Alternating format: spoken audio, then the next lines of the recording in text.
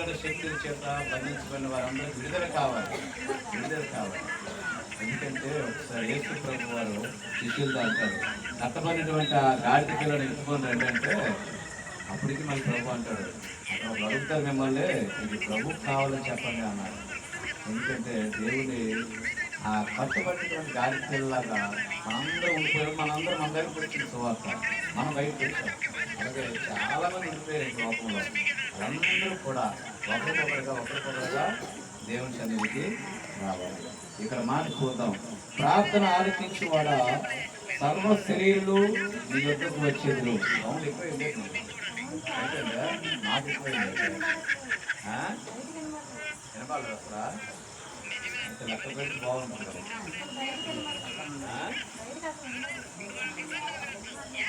ప్రార్థన ఆలకించువాడా సర్వ శరీరులు నీ యొద్దకు వచ్చేదిరు. ఈ మాట పరిశుద్ధాత్మ దేవుడు 65వ కీర్తనలో దావీదు ద్వారా రాయించి పెట్టాడు. ప్రార్థన ఆలకించేవాడు మన దేవుడు. ప్రార్థన ఆలకించేవాడు. ఏ ప్రార్థన? మన యొక్క మొరలు ఆలకించేవాడు. మన యొక్క స్థితిగతులను తెలుసుకున్నవాడు. మనం ఏ స్థితిలో ఉన్నప్పటికీ కూడా మనం ప్రభు అంటే ఆయన కనికరిస్తాడు. కనికరిస్తాడు. నీ సమస్యల నుంచి విడుదల కలుగు చేస్తాడు. అందుకే ఆయనకు ఒక పేరు, ప్రార్థన ఆలకించువాడా సర్వ శరీరులు నీ యొద్దకు వచ్చేదురు. ఇంకా నీ ఆవరణంలో నివసించినట్లు నీవు ఏర్పరచుకును చేర్చుకొని వాడు ఆవరణంలో. ఆయన ఆవరణం అంటే పూర్వకాలంలో ఆవరణం అంటే మందిరాలు. అప్పుడు గుడారాలే ఉంది. గుడారాల్లోనే దేవుణ్ణి ఆరాధించేవారు. ఇప్పుడు తర్వాత ఇలాగా స్లాబుల మీద కూడా దేవుని మనం ఆరాధిస్తూ ఉన్నాం. సరే, మన వాక్య భాగంలోకి వెళ్ళిపోదాం. 2వ సమూయేలు గ్రంథము 2వ అధ్యాయము త్వరగా తీసినట్లయితే మనం వచ్చేద్దాం. ఒక 20 నిమిషాల వాక్యం తర్వాత. 2వ సమూయేలు గ్రంథము 253వ పేజీ నెంబరు 2వ అధ్యాయము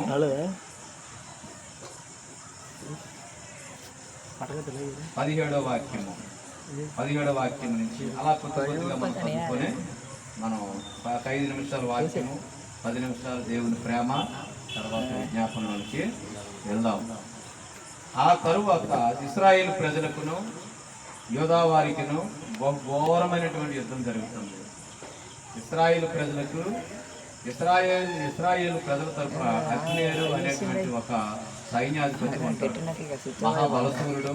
సౌలు దగ్గర ఉన్నటువంటి సైన్యాధిపతి ఇష్బోషెతు అంటే వాళ్ళ కుమారుడు. సౌలు చనిపోయిన తర్వాత తన కుమారుని రాజుగా చేసుకొని, నువ్వు ధైర్యంగా ఉంటూ నేను ఉంటాను, దావీదు మీద యుద్ధం చేద్దామా అన్నాడు. దావీదుని దేవుడు అభిషేకించాడు, సౌలుని అభిషేకించాడు. సౌలు చేసినటువంటి పాపాన్ని బట్టి దేవుడు మళ్ళా ఆ యొక్క అధికారాన్ని తీసేసి మరి దావీదు మహారాజుకి ఇచ్చాడు.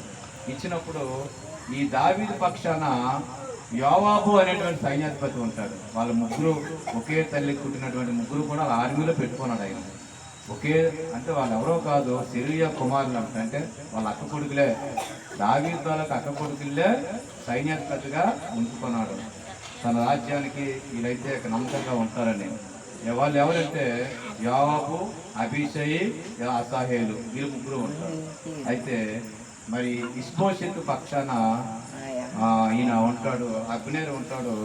అబ్నేరు అనేటువంటి సైన్యాధిపతి ఉంటే చాలా బలసూరుడు. యుద్ధం ఘోరంగా జరుగుతుంటే కొన్ని లక్షల మంది ఉన్నారు. ఇప్పుడు జరుగుతున్న యుద్ధాలే అవే ఇప్పుడు కూడా జరుగుతున్నాయి. ఇరాన్కి, ఇజ్రాయెల్ దేశానికి, మళ్ళీ చుట్టుపక్కల లెబనాన్కి, ఇవన్నీ దేశాలు అనిపించిన. అలాగే ఇప్పుడైతే బాంబులు వేసుకునేవారు, అప్పుడైతే కత్తిలు కటారాలు పట్టుకొని యుద్ధాలు చేసుకునేవారు.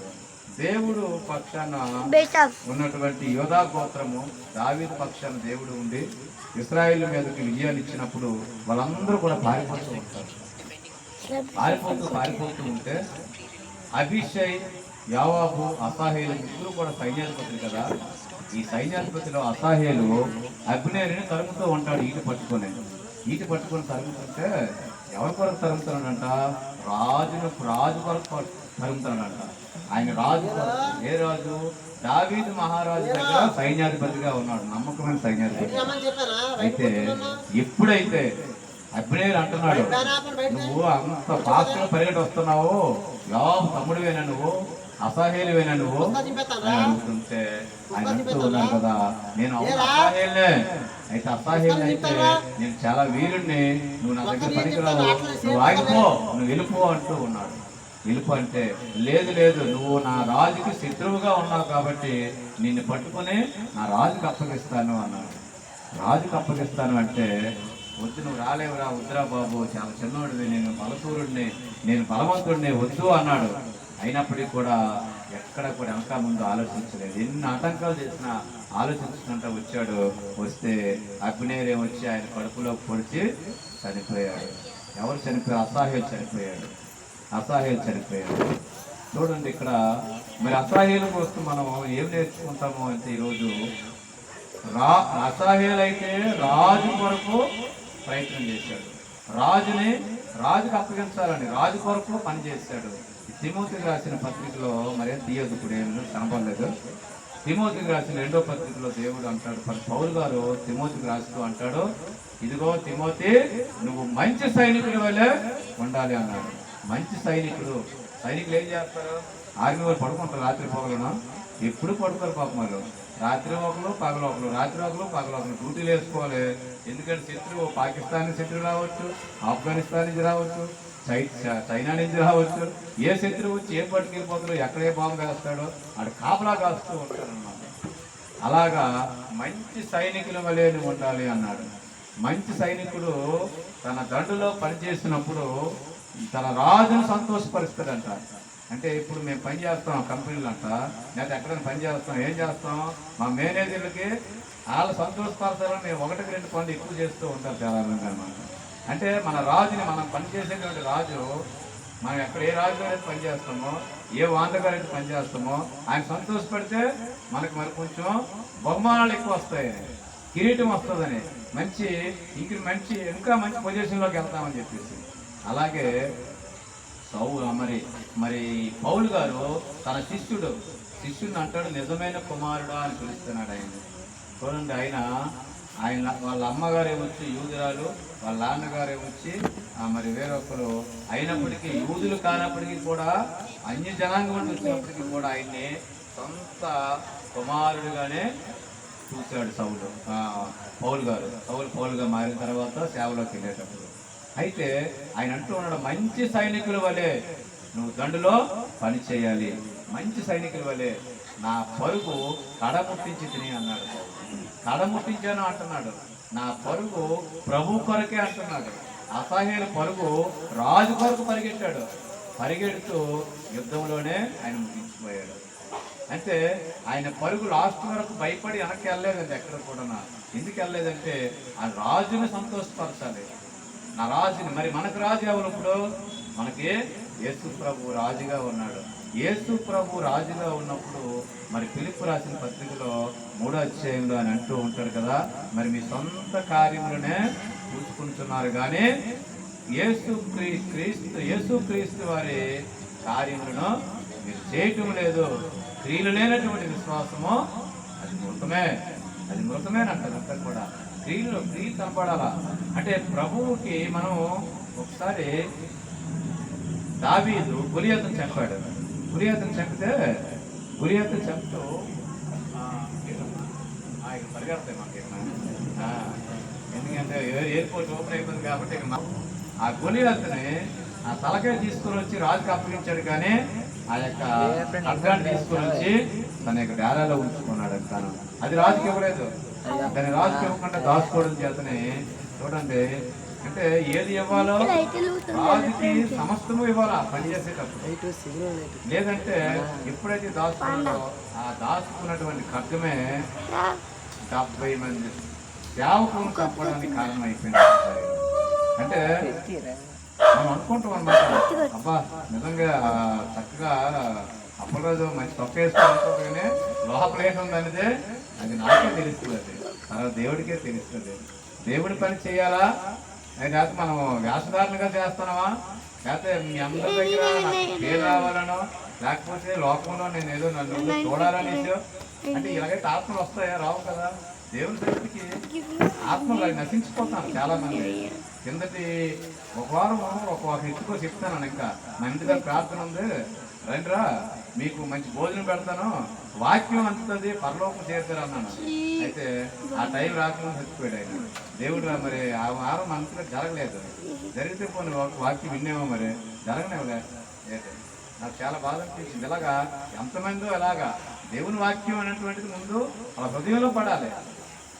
పడిన తర్వాత దేవుడు తీర్పులోకి అలా తీసుకొని వెళ్తాడు, తీర్పులోకి తీసుకొని వెళ్తాడు. మన పని ఏంటి? మనం నాటడమే, దేవుని మాటలను మనం విత్తడమే నాటడమే. ఇలాగ చేస్తూ ఉంటే మరి ఈ అపోస్తుల కార్యంలో మరి ఇటలీ పట్టణంలో ఈ ఎవరుంటారమైనా కొర్నేలు ఉంటాడు. కొర్నేలి ఆయన అన్యుడే. దేవుడి మాటలు ఎక్కడ విన్నాడో, ఎలా విన్నాడో, మరి ఎప్పుడు ప్రార్థన చేస్తూ నిరంతరం కూడా ఆయన కాస్త అధికారి కాబట్టి, ఆఫీసర్ కాబట్టి అనేక ధర్మకార్యాలు చేస్తూ ఉండేవాడు. తర్వాత ప్రార్థనలో ఉండేవాడని రాయబడింది ఆయన గురించి. ఆయన పేరు బైబిల్ గ్రంథంలో ఇది రికార్డ్ అయ్యిందంటే అది చిన్న పని కాదు, ఒక అన్యుడిది. ఇటలీ వాడు అంటే అన్యుడు ఆయన. ఇస్రాయేలుడు ఒక్కడే దేవుని పెట్టడు. మనం కూడా అన్యులమే. అయితే దేవుని కృప చేత, ఆయన కాచిన రక్తం చేత మనందరికీ కూడా దేవుడు కృపలు ఇచ్చాడు ఈరోజు. ఆ కృపనే కానీ మనకి ఇవ్వకపోతే మనం ఏమైపోయి ఉండేవారు ఈరోజు. కాబట్టి మన గురి ఎటువైపు వెళ్తుంది? నేను గురి వద్దకే పరిగెడుతున్నాను అంటున్నాడు పౌలు గారు. నేను గురి వద్దకే పరిగెడుతున్నాను, మరి ఇంకేటి చూడటం లేదు. ఆత్మల గురే, ఆత్మ సంపాదన, ఆత్మలో రావాలంతే. ఏంటి ఆత్మలు ఎందుకు రక్షించబడాలి? ఆత్మలో మన బంధువులు రక్షించబడాలా, ఇరుపు రక్షించబడాలా, గ్రామం రక్షించబడాలా, దేశం రక్షించబడాలా. ఎందుకంటే ఈ యుగ సంబంధమైన దేవత వారి మనోనేత్రాలకి మృదుతనం కలుగు చేసిందంట. మృదుతనం కలుగు చేస్తుంది. ఎందుచేత వాళ్ళే మరి వినటం లేదనమాట. పుష్టివ్యాధి దగ్గరికి వచ్చి యేసుప్రభు వారు వచ్చి, యేసుప్రభు వారిని ఆయనకు వచ్చి పుష్టివ్యాధి గారు అడుగుతున్నాడు, ప్రభా నీకు ఇష్టమైతే నన్ను శుద్ధినిగా చేస్తావా నువ్వు అంటే ఆయన అంటూ ఉన్నాడు కదా, ఇదిగో నా చేతులు చాపుతున్నాను, నువ్వు నా దగ్గర రా. లోకం నిన్ను వేసిన, లోకం నిన్ను తృణీకరించిన, లోకం అంతా కూడా నిన్ను మరి వెలివేసినప్పటికీ కూడా నేను నిన్ను చేతులు చాచి పిలుస్తూ ఉన్నాను. రెండు రాము అనేసరికి ఆయన కౌగులు ఇచ్చుకొని ఆయన చేతులు ఇచ్చాడని రాయబడింది. రికార్డ్ అయింది ఆ రకంగా. చూడండి, చేతులు ఇచ్చినట్టు పుష్టివ్యాధి మీద. అప్పుడు పుష్టి కూడా పోయింది. ఎందుకంటే నాకు ఇష్టమైన శుద్ధులు కొమ్మన్నాడు. మొట్టమొదటిగా మనం రావాల్సినటువంటి విషయం అన్నమాట. అలాగే మరి మన దేవుని కృపను బట్టి ఇలా చూస్తే మరి ఆయన అంతగా మన గురి మరి దొర్క అనేటువంటి ఒక ఆవిడ ఉంటుంది అపోస్తుల కార్యంలో. దొర్క ఆమె చనిపోద్దట. ఆమె చనిపోతుంటే అక్కడ ఉన్నట్టు ఆమె తాలూకా ఫేవరెట్స్ ఉంటారు కదా, వాళ్ళందరూ కూడా ఆ శవాన్ని కడిగి మేడగదిలో ఉంచారు. మేడగదిలో ఉంచారు. యొప్పే పట్టణం అని అంటది. ఇశ్రాయేలు దేశం పక్కన ఉన్నటువంటి దేశం అది. యొప్పే పట్టణం అంటే నినివే పట్టణంకి కనపడుతుంది. అక్కడ యొప్పే దగ్గర యోనా గారు చేప మింగినటువంటి చేప అక్కడ కప్పుతుంది అన్నమాట. యొప్పైనటువంటి వాడరేవు దగ్గరికి వచ్చి వస్తేసరికి నినివే పట్టణానికి ఒకటి వస్తాడు ఆయన. అంటే యొప్పే పట్టణానికి ఒక గొప్ప సిటీ అనమాట అది. ఎందుకంటే సముద్రం పక్కన సిటీ అంటది. అయితే ఈ యొప్పేలో ఉన్నటువంటి తబిత దొర్క అనేటువంటి ఈవిడే చనిపోతే అక్కడ వాళ్ళందరూ కూడా పేతురు పాస్టర్ గారి దగ్గరికి వెళ్ళి, అయ్యా చాలా మంచి ఆవిడండి ఈవిడ, ఎన్నో ప్రార్థనలు పెట్టేది, ఎంతోమందికి ఆహారం పెట్టేది, అనేక మందికి బట్టలు కూడా కుట్టించేదండి అనేవారు. ఆ రోజుల్లో బట్టలు ఎలా కుడతారు? మిషన్లు ఎక్కడ? చేతితోనే కుట్టేవారు అనమాట. వేసుకున్న అంగిలు కూడా చేతితోనే కుట్టారు అందరూ. శిష్యులు వేసుకున్న అంగిలు కూడా చేతితోనే కుట్టారు అవన్నీ. అయితే బాగా బట్టలు ఇచ్చేవారండి. ఏంటంటే వెంటనే అందరూ ఇచ్చి ఈ పేతురు పాస్టర్ గారిని అడిగినప్పుడు పేతురు పాస్టర్ గారు అంటున్నారు, మీరేం భయపడద్దు, ఎక్కడుందా అమ్మాయి అంటే మేడగదిలో స్నానం చేసి పెట్టించామండి అన్నారు. అంటే ఈరోజు మనుషులు చనిపోతే ఇంట్లో వస్తారు ఎవరైనా వెంటనే బయటకు తోచేస్తాం. వెంటనే చనిపోయినాడు ఎంత ధనవంతుడైనా, ఎంత కోటీశ్వరుడైనా చనిపోయినట్టు ప్రాణం పోయిన మరుక్షణమే ఇందులో పడేస్తారంటే. కానీ దేవుని బిడ్డలుగా మనం చేయవలసింది ఏంటంటే నీట్గా తానం చేపిస్తాం. ఆ యొక్క బాక్స్లోనే మంచి వస్త్రం వేసి బాక్స్లో పెడతాం. అందరూ వచ్చే వాళ్ళందరూ కూడా చేస్తారు. అది తీయమ్మని మేడగదిలో పెడితే అప్పుడు ఆయన అంటూ ఉన్నాడు, దొరకతో తగ్గుతా లెమ్మనగా ఆమె లేచిపోయింది. అంటే ఇక్కడ ఒక పాస్టర్ గారు చేస్తున్నటువంటి పని, ఆయనకి ఏమన్నా పరిశుద్ధాత్మ తాలూక శక్తి అది అంతే. మరి పరిశుద్ధాత్మ శక్తి ఆయనలో ఉండేటప్పుడు ఎన్ని కార్యాలు చేశారు. పేతురుని ఒకసారి చెరసాల్లో బంధించారు. బంధించేసరికి ఆ మరుసటి రోజున ఆయన్ని ఖడ్గంతో చంపాలని రాజు ఆజ్ఞ చేశారు. అయితే ఆ రాత్రి సంఘమంతా ప్రార్థన చేసేసరికి ఆ పేతురు గారి దగ్గరికి ఒక దేవదూత దేవుడు ఇక్కడ ప్రార్థన చేస్తే అక్కడికి వెళ్ళింది దేవత. వాళ్ళ ఇంటికి వెళ్ళి ఆయన ఈడ్చుకుని వచ్చింది. ఆ తలుపులన్నీ బద్దలయ్యి మొత్తం అలా తీసుకొచ్చి మందిరంలోకి వచ్చేసాడు ఆయన. మరుసటి రోజు మళ్ళీ వాక్యం చెప్తుంటే అందరూ అంటారు, నేను జైల్లో ఉన్నాడు కదా ఆయనేనా అంటే పేతురు యోహానేనా వీళ్ళు అంటే అవునండి పేతురేనండి, పేతురు గారండి. మళ్ళా వీధిలోకి వెళ్ళి వాక్యం చెప్తున్నాడు అండి ఆయన అంటే అప్పుడు వాళ్ళు అంటున్నారు, వీళ్ళు విద్య లేని పామరులు కానీ వీళ్ళు యేసుతో ఉన్నారు. యేసు ప్రభుతో ఉన్నటువంటి వ్యక్తులకి ఎంత విశ్వాసం ఉంటుంది. మరి తన కొరకు బట్టలు పుట్టినటువంటి అందరూ కలిసి ఈవిడ కోసం ప్రార్థన చేసి ఏడ్చి మరి పేతురు గారి దగ్గర అప్పగించినప్పుడు దేవుడు ఎంత గొప్ప కార్యం చేశాడు. అయితే ఈరోజు మన గృహాల్లో మరి దావీదు వలె ప్రార్థన బలిపెట్టాడు. మనతో ఒకసారి ఎడ్ల బండి మీద తీసుకుని వస్తున్నాడు దావీదు. తీసుకుని వస్తుంటే వెంటనే ఒకసారి మధ్యలోనే కాలు జారి పడిపోతే ఒక ఆయన వ్యక్తి పట్టుకుంటే చనిపోయాడు. చనిపోతే ఆ ఒక ఏదో పేరమ్మా నాగోన్ కాలం దగ్గర ఒక ఆయన కాలంలో మా ఉభయదేవుని కాలంలో వాళ్ళ ఇంట్లో పెడతాడు అన్నమాట. మాంసం పెడతాడ. ఒక మేక 6 ఏళ్ళు లేనిదట. ఒక మేక 8 పిల్లలు పెట్టింది ఒకసారి. ఒక మేక 2 ఎత్తాల 8 పిల్లలు పెట్టించుకుండేదట. కోడి ఒక గుడ్లు మరి సరిపడి లేదట. ఇంకా కారణం ఏంటంటే 3 నెలలు ఉండేసరికి వాళ్ళ గృహం విస్తరించిపోయింది పూర్తిగా కూడా. దావీదుకి కష్టపడి అయ్యో ఇది దేవుని మనసు ఎక్కడుంటే అక్కడ విస్తరించబడుతుంది, నేను అక్కడ ఉంచుకోవడం అని చెప్పేసి గొప్ప ఉత్సవంతో తీసుకుని వచ్చేసాడు యెరూషలేములోనికి. అంటే దేవుని మనస్సు ఎక్కడ ఉండాలి? దేవుని మనస్సు మన గృహాల్లో ఉండాలి. గృహాలు 3 నెలలు ఉంటేనే ఇంతగా దీవించబడింది. మనం 30 సంవత్సరాలు బట్టి ప్రభు దగ్గర ఉన్నాగానే ఎక్కడ కూడా మార్పు లేదు. కారణం ఏంటంటే మనలో ఇంకేం లోపం ఉందో ప్రభువుని మనం అడగాల. ప్రభువా, పరిశుద్ధత ఉంటేనే దేవుని చూస్తాం, పరిశుద్ధత లేకపోతే దేవుని చూడలేము. రాహాబు వేశ్యే, కానీ పరిశుద్ధులకు వచ్చిన తర్వాత మరి ఆ వేశ్యాలకు వదిలేసి దేవుడు పుట్టినటువంటి ఆ రాజ్యంలోకి వెళ్ళిపోయింది పూర్తిగా కూడా. మరి సమర స్త్రీ యేసు ప్రభు మాటలు ఒక్కసారే వినేసరికి మొత్తం మరి ఇంక వెనక ముందు చూడకుండా ఊళ్ళోకి వెళ్ళిపోయింది. ఇదిగో నేను మెస్తైనా కనుగొన్నాను, ప్రభు నన్ను రక్షించాడు అని సువార్తకి వెళ్ళిపోయింది. ఎక్కడా కూడా ఆగలేదు. అంటే పరుగుని వెళ్ళిపోతూ ఉంటుంది అనమాట. మరి మన పరుగు ఎటువైపు ఉంది? అందుకే మనం ఎటువైపు చూస్తూ ఉన్నామో దయచేసి మనము ఆలోచించుకోవాలి. నిజంగా మనం అదే రకంగా ఉంటే మనల్ని ప్రేమించినటువంటి దేవుడు ఈ లోకాన్ని ప్రేమించాడు, మనల్ని ప్రేమించాడు. మనల్ని ప్రేమించినటువంటి ప్రభువు మరి మనకి ఇవ్వాల్సినటువంటి ఈవులు. ఎప్పుడైనా ఒక మాట గుర్తుపెట్టుకోండి, ఏమీ లేదు. మా సల్మాన్ రాజు చిన్నప్పుడు కిటికీలో దూరిపోంటాడు, అది కబోర్డ్లో ఊరంతా ఎదిగేస్తాను మేము. ఆడు ఇప్పుడు 3వ సంవత్సరం 4వ సంవత్సరంలోనే. ఎందుకంటే ఆడు చెప్పలేడు, ఎవరికి అనలేడు. ఒక అరగంట సేపు ఎవరికి ప్రాణాలు లేనట్టుగా అయిపోయింది. నాగరాజు ఒక పక్క, సంటిబాబు ఒక పక్క, నేను ఊరంతా తిరిగేస్తాను. మా బాబు మా బాబు వాళ్ళకేం తెలుస్తుంది? ఇలా పలానా నాకు ఉంటాడు ఈదులో తప్ప బయట తెలియదు. అవి అన్ని విధులు 10 నిమిషాలు కనబడకపోతే యాతన పట్టుకోండి. మరి మన ప్రభు సన్నిధిలో మనం ఎన్నిసార్లు చెప్పిపోతున్నాం చూడండి. ప్రభు సన్నిధిలో మనం ఎన్నిసార్లు అసలు ఆయన ప్రభు కనుదృష్టి అలా చూసినప్పుడు మనం అనేక సార్లు చెప్పిపోతూ ఉంటున్నాం. మనం ఆయనకి మరి ఎంత యాత్ర పడతాడు ఆయన. మనల్ని రక్తం పెట్టి కొన్నాడు ఆయన. చాలా విలువైన రక్తం అది ఎక్కడ కూడా ఈ లోకంలో ఎక్కడ దొరకనటువంటిది. అది అంతగా ప్రేమించినటువంటి వ్యక్తి. మరొక మాట మీకు తెలియజేస్తూ ఉంటాను. ఇది మన గురించి చెప్పబడినటువంటి మాట. ఈ మాట మన గురి ఎటువైపు ఉంటుంది, మన గురి ఎలా ఉంటుంది? మరి దేవుని వైపు పెడతామా? అసాహేలు గురి అలా రాజు మీదే పెట్టాడు. రాజు కోసమే బతికాడు, రాజు కోసమే చనిపోయాడు.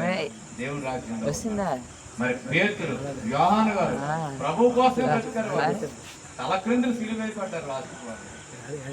ఇక నా పౌలు గారు అయితే తన జీవితం అంతా కూడా అనేక సార్లు ఎన్నో ఇబ్బందులు, సమస్యలు, రాళ్ళతో పట్టుబడ్డాడు. అయినప్పటికీ కూడా నశించిపోయిన ఆత్మల కొరకు రాత్రి పగళ్ళు కూడా ఆయన విజ్ఞాపన చేశాడు. అనేక సంఘాలు కట్టాడు ఆయన.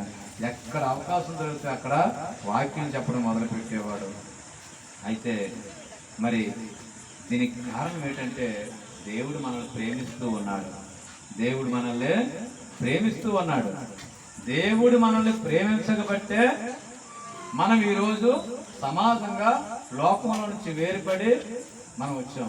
నిజంగా ఆ రోజు అపోస్తుల తర్వాత వచ్చినటువంటి అపోస్తులు చాలా మంది క్రైస్తవులు ఎన్నో హింసలు పడి ఎన్నో సమస్యలు ఎదుర్కొని తిండి చెప్పులు లేకుండానే వాళ్ళ జీవితాలు హరించుకుని వాక్యం చెబితే మనకి ఈరోజు దర్జాగా వచ్చింది వాక్యం.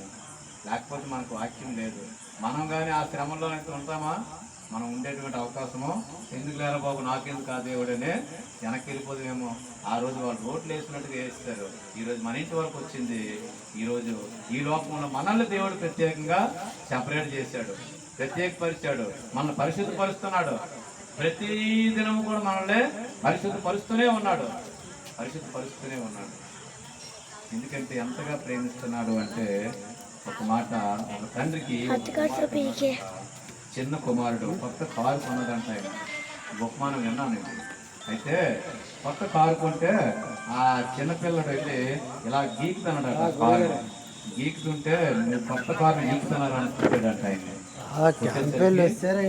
పడిపోయేసరికి ఆయన కళ్ళంతా పాపము ఏదో నీళ్ళలాగా రక్తంలా కారేసిందంట. చుట్టుపని రెండు.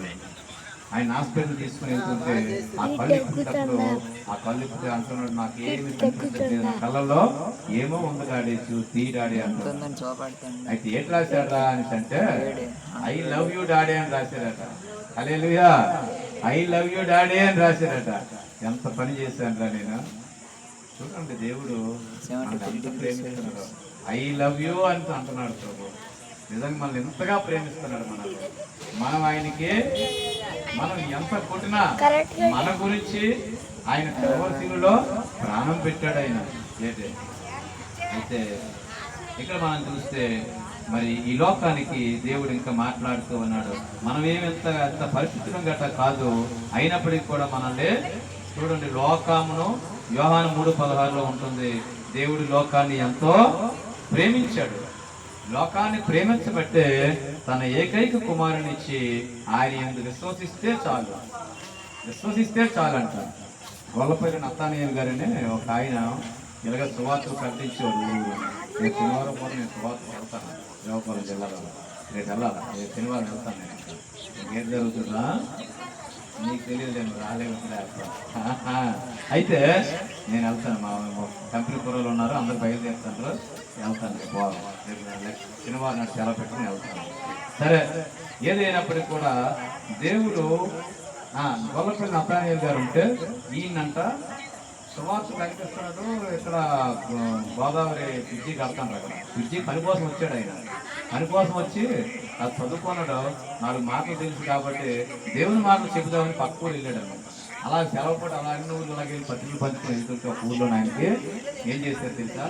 ఆయనకి ఒక రచ్చబండ కట్టేసి చెప్పులన్నీ దండలో చెప్పులతో కొట్టి ఆయన్ని పట్టలో చింపేసి చెప్పులు దండ మెల్లోనే వేశారు.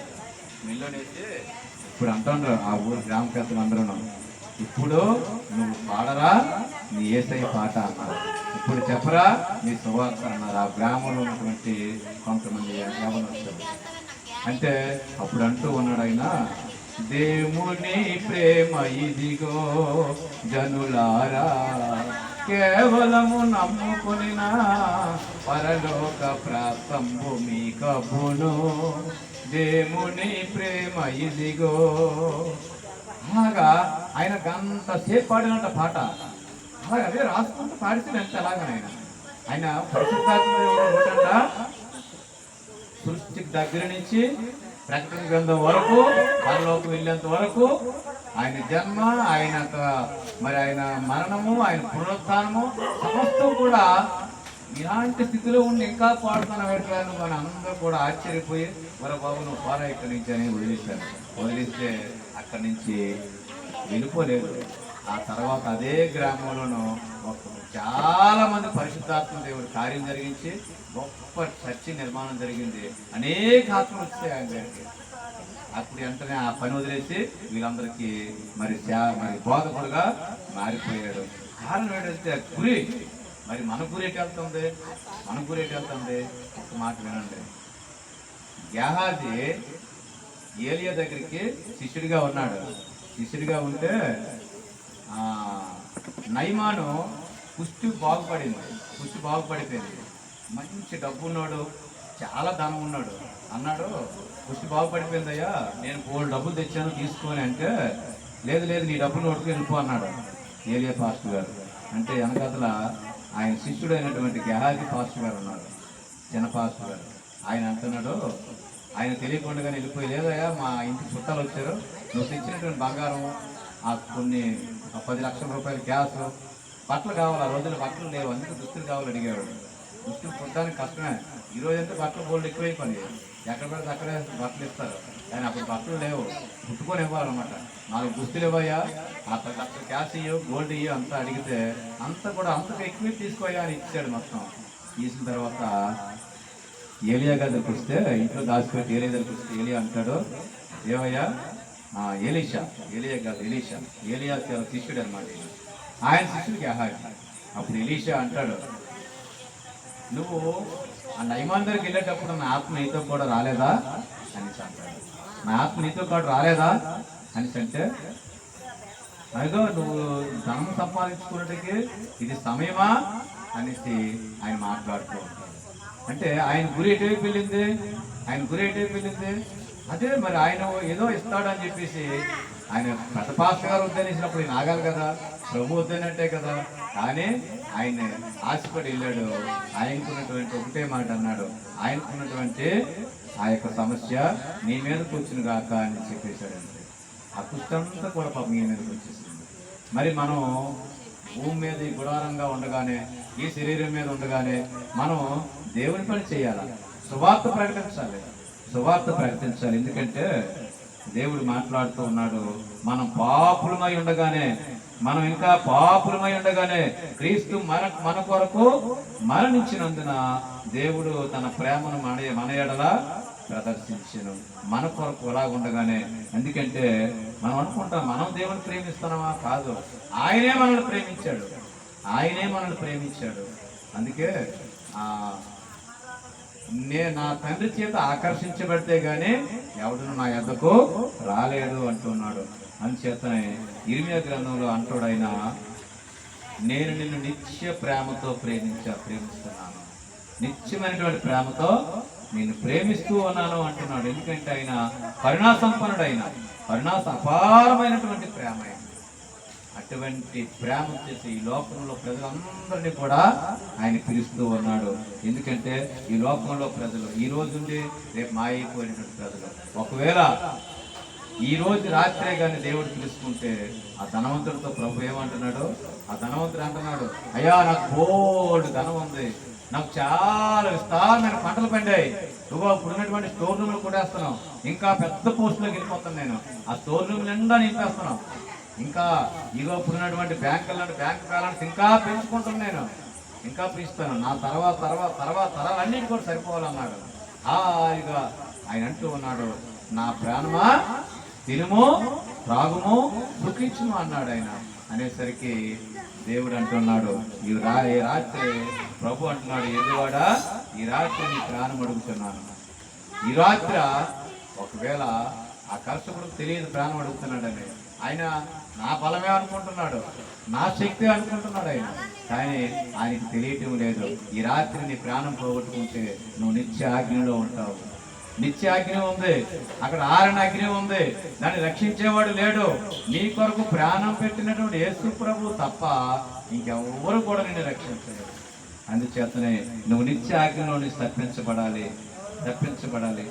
ఎందుకంటే ఆయన అందుచేతనే ఈ భూమి మీదకి రావటము, ఆయన ప్రాణం పెట్టడము, ప్రాణం పెట్టిన తర్వాత ప్రాణంలో మనందరి కొరకు, రక్షణ కొరకు మరలా ఆయన పునరుత్థానుడే లేచినాడు. మనం కూడా ఒకరోజు లెగిస్తాం. కాబట్టి మరి ప్రియమైనటువంటి ఈ లోకంలో వాక్యం వింటున్నటువంటి అన్ని జనాంగము, మనము అందరికి కూడా దేవుడు ఒకే మాట అంటూ ఉన్నాడు, నమ్మి బాప్తిసం పొందినవాడు రక్షించబడును, నమ్మని వాడికే శిక్ష విధించబడును అన్నాడంతే. ఆ యొక్క భయంకరమైన పనిష్మెంట్ నుండి తప్పించబడాలంటే నువ్వు ముందుగానే మారు మనసు పొందాలి, రక్షణ పొందుకోవాలి. నువ్వు చూడండి, నీళ్లుంటే కాలు కడుగుతున్న కన్నీళ్ళు అయితే హృదయాన్నే కడుగుతూ ఉంటుంది, హృదయం కడుగుతూ ఉంటుంది. నీ హృదయం కడిగితే కానీ, హృదయం కడగబడితే కానీ నువ్వు దేవుని రాజ్యానికి మారు మనసు రాదు. మారు మనసు వస్తే నువ్వు ఎన్నడూ కూడా ఇంకా తగ్గిపోవు అని దేవుడు అంటే. మారు మనసు పొందాలి ప్రతి ఒక్కరు కూడా. మనందరి కొరకు ఆయన కలవరి శిలువలో ప్రాణం పెట్టాడు. ఆయన ఆ ఒక్క త్యాగమే మనం పాపులు. మంచి వాళ్ళ కొరకు అయితే ఎవరైనా సాయం చేస్తారు, ప్రాణం పెడతారు, కానీ మరి పాపి కొరకు ఎవరు పెడతారు? ప్రాణం ఎవరు పెట్టరు. కాబట్టి మన కొరకు, మన పాపులంగానే ఉండగానే ఆయన ప్రాణం పెట్టాడు. కాబట్టి వాక్యం అయినటువంటి ఈ లోకం అందరికీ కూడా దేవుడు తెలియజేస్తూ ఉన్నాడు. ప్రయాసపడుతున్నారేమో, నిరాశలో ఉన్నారేమో, ఆయన ప్రేమిస్తూ ఉన్నాడు, ఆయన పిలుస్తూ ఉన్నాడు. కాకుండా మరి మనందరి కొరకు విజ్ఞాపనలో మనం చేసుకుందాం. దేవుడు వాక్యాన్ని దీవించి ఆశీర్వదించును గాక. ఆమేన్.